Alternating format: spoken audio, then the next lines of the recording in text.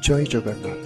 प्रत्येक दर्शक और श्रोता मान हृदय में विराजमान से परम ब्रह्म जगतरनाथ जगन्नाथ को पुरी जिला पिपिली ब्लॉक पाणीदोल पंचायत रे थिबा एही पवित्र ग्राम जार ना मठसाई नाम जनाशुना एठारे बास करुथिबा आबाल वृद्ध वनिता आपण मानकु आभूम दंडवत जनाउछु। जो ग्रामर प्रत्येकटी शिला शाल ग्राम परि प्रतीत हुए, जो गाँवर प्रति धूलिकणार निस्वार्थपरता और शांति आनंद को स्पष्ट बारी हुए। पवन रे शाश्वत प्रेम सह गाँव थिबा छोट बड़ जलाशय जलधार चिर पवित्रा माँ गंगांकर मातृप्रीति को अनुभव करी हुए। खाली सेतिकी नुहे आज्ञा, एही ग्रामर नाम मठसाई हेबार यथार्थता मध्य रही अछि।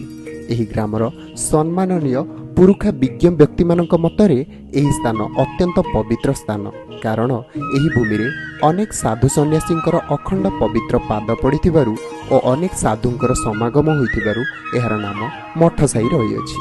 एही ग्रामर शोभा को आहुरी बढ़ाउथिबा एही ग्रामर अधिष्ठात्री देवी माँ बनदुर्गांक मंदिर सह एहार सुंदर परिसर बेस चित्ताकर्षक अटे। तत्सहित आम गाँव रही अनेक छोट बड़ अनुष्ठान यथा विद्यालय, अंगनवाड़ी केन्द्र, स्वास्थ्य केन्द्र, आरआई ऑफिस, पशु डाक्तरखाना, धान मंडी एवं गाँवर शांति श्रृंखला रक्षा करने युवक संघ रही अछि। कोटी कोटी ओडियार मौड़मणि आम जगतरनाथ जगन्नाथ। आम जगन्नाथ संस्कृति को भित्ति करी 12 मासरे 13 पर्व अनुष्ठित हुए यही ग्राम एवं यही ग्रामर परिवेश को आहुरी सुंदर करी देई थाए यही पर्वपर्वाणी। तत्मध्यरु दोल पर्व एक अन्यतम पर्व रूपे बेस जनाशुना। यह चैत्र मास शुक्ल पक्ष पूर्णमी दिन होता है। यही उत्सवटी बहु वर्ष धरी चली आसुअछि।